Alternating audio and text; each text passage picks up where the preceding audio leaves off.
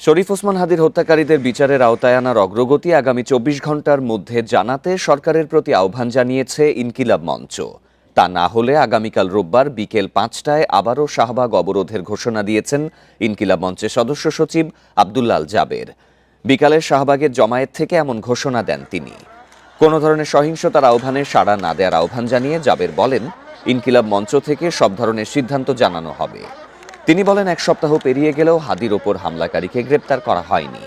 আগামী ২৪ ঘন্টার মধ্যে স্বরাষ্ট্র উপদেষ্টা ও প্রধান উপদেষ্টার বিশেষ সহকারী খোদাবক্স চৌধুরীকে সপ্তাহব্যাপী তাদের পদক্ষেপ সম্পর্কে জনগণকে জানানোর দাবি করেন তিনি।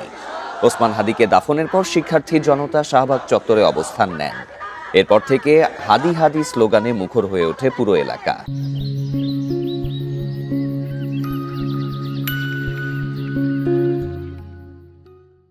শাহবাগে জড়ো হওয়া বিভিন্ন বিশ্ববিদ্যালয় ও কলেজের শিক্ষার্থী, ছাত্র সংগঠনের নেতাকর্মী এবং সাধারণ মানুষ হাদির স্মরণে শোক প্রকাশের পাশাপাশি তার হত্যার সুষ্ঠু তদন্ত ও দোষীদের দ্রুত গ্রেপ্তারের দাবি জানান।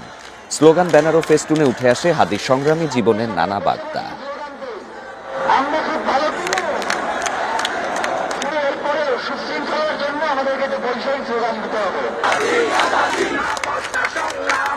আগামী ২৪ ঘন্টার মধ্যে ওসমান হাদিকে যারা খুন করেছে, খুনের পরিকল্পনা করেছে, খুনিদেরকে আশ্রয় দিয়েছে, খুনের সহায়তা করেছে, প্রত্যেককে গ্রেফতার করে বিচারের মুখোমুখি করতে হবে।